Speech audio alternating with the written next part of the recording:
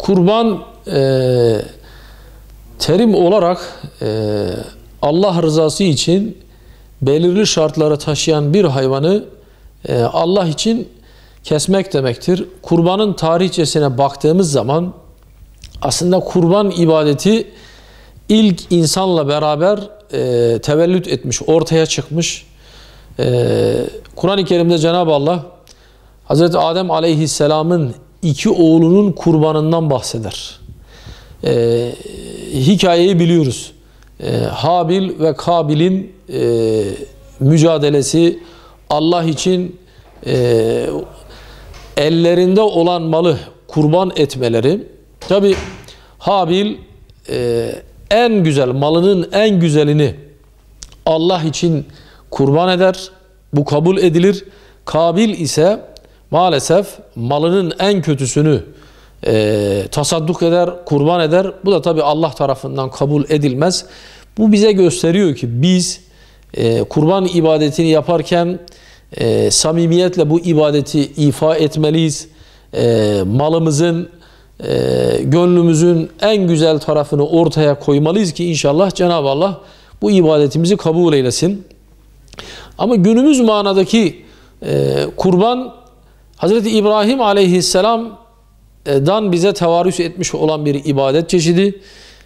Biz onun kıssasını biliyoruz. Malum Hazreti İbrahim Aleyhisselam rüyasında evladı İsmail Aleyhisselam'ı Allah'a kurban ettiğini defalarca görünce rüyasında en son artık İsmail Aleyhisselam böyle hoplayıp zıplayıp çağa geldiği zaman, böyle babasına neşe verdiği çağa geldiği zaman İbrahim Aleyhisselam İsmail Aleyhisselam'a bu gördüğü rüyayı açar.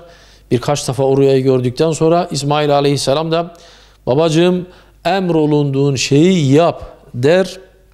İbrahim Aleyhisselam tam ciğerparesi İsmail Aleyhisselam'ı Allah'a kurban edeceği zaman melek Cebrail tarafından kendisine bir koç verilir ve artık ibadetinin kabul olduğu, İsmail Aleyhisselam'ı kurban etmesinin gerekmediği, onun yerine bu kurbanlık hayvanı kurban etmesi gerektiğini ifade eder. O andan itibaren artık bildiğimiz manada kurban ibadetini biz Müslümanlar yerine getiririz. Resulullah Efendimiz sallallahu aleyhi ve sellem de ömrünün son yıllarında Medine döneminde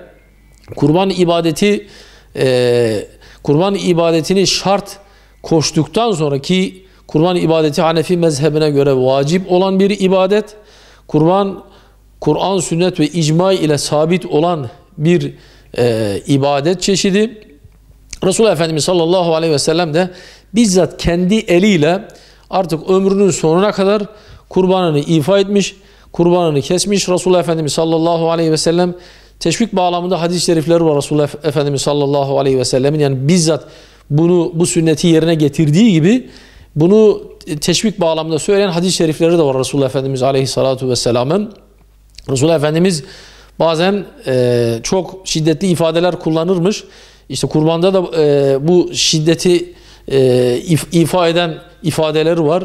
Şöyle ki Resulullah Efendimiz sallallahu aleyhi ve sellem her kim ki güç yetirdiği halde kurban ibadetini yapmazsa, bu ibadeti yerine getirmezse namazgahımıza yaklaşmasın tarzında hadis-i şerifi var Resulullah Efendimiz sallallahu aleyhi ve sellem. Yine teşvik bağlamında Peygamber Efendimiz sallallahu aleyhi ve sellem buyururlar ki kurban günlerinde Allah katında sevimli olan en sevimli olan ibadet kurban kesmektir buyurur Resulullah Efendimiz aleyhissalatu vesselam.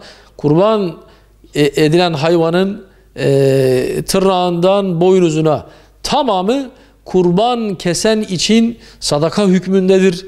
İlk kanın yere dökülmesiyle günahlarının affolacağı ifade edilir. Kurban ibadeti yerine getiren kişi için Resulullah Efendimiz aleyhissalatu vesselam teşvik bağlamında ifadeleri var Resulullah Efendimiz sallallahu aleyhi ve sellemin.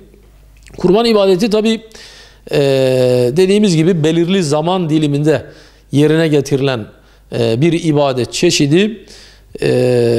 Hanefi mezhebine göre bayramın birinci günü kurban kesme ibadeti başlar. 3. günü akşamına kadar bu ibadet yerine getirilebilir. Hanefi mezhebine göre vacip olan bu ibadet çeşidi kesilebilir. Kurban tabi belirli şartları taşıyan hayvanlardan kesilir dedik. Belirli hayvanlardan kesilir. Kurban koyun, keçi, sığır ve deve cinsi hayvanlarından kesilir. Koyun, keçinin genel ifade olarak deriz ki 1 yaşını doldurmuş olması gerekmekte. Tabi koyunların bu hususta bir istisnası var. Yine devenin, yine sığırın 2 yaşını doldurmuş olması gerekiyor. Devenin de 5 yaşını doldurmuş olması gerekiyor. Küçükbaş hayvanlarda sadece bir hisse, yani bir kişi bir kurbanı kesebilirken büyükbaş hayvanlarda, sığırlarda, develerde 7 hisseye kadar kurbana ortak olunabilir. Bu 1, 3, 5, 2, 3, 4, 5 sayı fark etmez ama 7 ile sınırlıdır bu sayı. Tabii hayvanı keserken hayvana karşı bir ibadet ifa ediyoruz. Böyle hayvana eziyet etmeden, çevreye zarar vermeden, çevreyi kirletmeden bu ibadeti ifa etmeliyiz. Bu ibadetimizi inşallah yerine getirmeliyiz.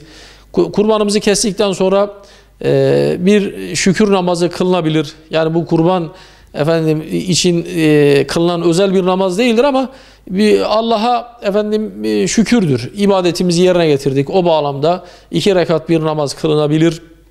Kurban kesildikten sonra etleri taksim edilip 3 parçaya bölünüp bir parçası kendimize, aile efradımıza ayırıp bir parçasını inşallah o 3 parçasından bir parçasını da fakir fukaraya dağıtıp, tabi kurban edilecek hayvanın organlarının tam olması gerekiyor. Çünkü bu bir ibadet. Yani aynen Habil'deki o has, samimi düşünce bizde de olması lazım. Allah'a ibadet ediyoruz. İbadet maksadıyla bu işi yaptığımız için en güzelini İnşallah bizler en güzel şekliyle ifa etmeye çalışalım bu ibadeti.